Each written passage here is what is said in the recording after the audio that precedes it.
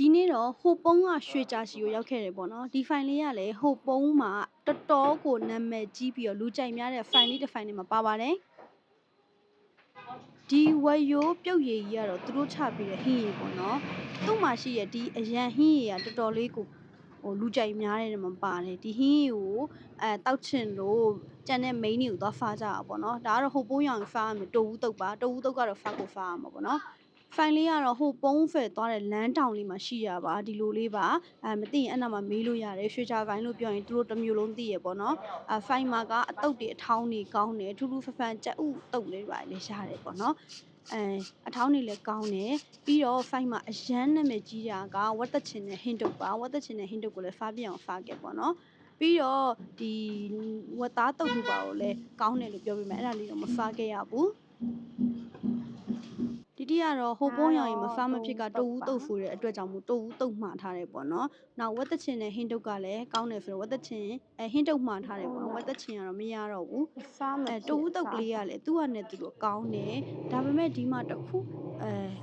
တတိထားမိရပေါ့နော်သူ့ဖိုင်ဟင်းချုံမှုတုံးထင်တယ်သူ့ရဲ့အချိုကတကြားအချိုပဲနည်းနည်းရောက်တယ်ပြီးတော့အကုန်လုံးကအချိုတက်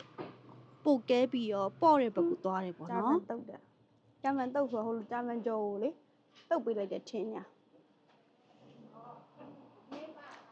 ဒီဂျာဗန်တုတ်ကလေဂျာဗန်ကြော်ကိုတုတ်ပေးမယ်ထင်းညာမဟုတ်ဘူး तू ကဂျာဗန်ကိုရေဖိန်ပြုတ်ပြီးတော့ဟိုပါဘယ်လိုပြောမလို့ fork ချင်အနီနဲ့ तू ကတုတ်ပေးလိုက်တဲ့အတုံးမျိုးဖိုးတော့မဖိုးဖားလို့ကောင်းတယ်တီတီပြောတယ်လို့ပဲသူ့ဟာတွေအကုန်လုံးကချိုကဲတယ်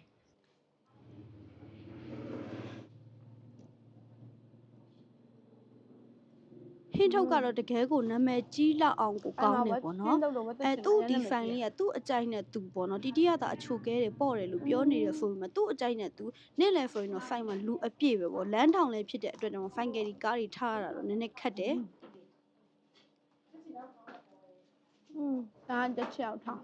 တက်ချောက်လေးတို့ဒီလိုလေးနော်ဒါကတော့ကြက်ချီရောက်ထောင်းပေါ့နော်ကြက်ချီရောက်ကိုသူကခောက်ပြီးမှဒီလိုထောင်းတုတ်ပေးလိုက်ထောင်းပေးလိုက်တာပေါ့နော်ဒါလည်းတူတူပဲသူကနည်းနည်းလေးပေါ့တယ်ချိုကဲတွေအဖက်လေးတွေပါနည်းနည်းလိုတယ်ပေါ့နော်ဒါပေမဲ့ဒီအဖက်ကတီတီဖားနိုင်တယ်ဒါကတော့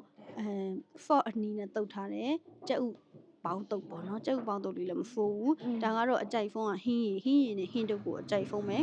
ရှမ်းတောင်ကိုရောက်ရင်ဟိုပုံးမျိုးလည်းသွားလဲတင်တယ်ဗင်းနင်းနဲ့ကြိုက်ပြီးသွားလဲကြပေါ့နော်ဒီလိုရက်ကွက်ထဲကဒီလိုဖေးသက်တာပြီးတော့ရတာကောင်းတဲ့ဖိုင်လေးတွေကိုဟိုပုံးမျိုးမှာအများကြီးရှိပါတယ်နောက်ဘလော့တွေမှာတွေ့မယ်နော်တတာ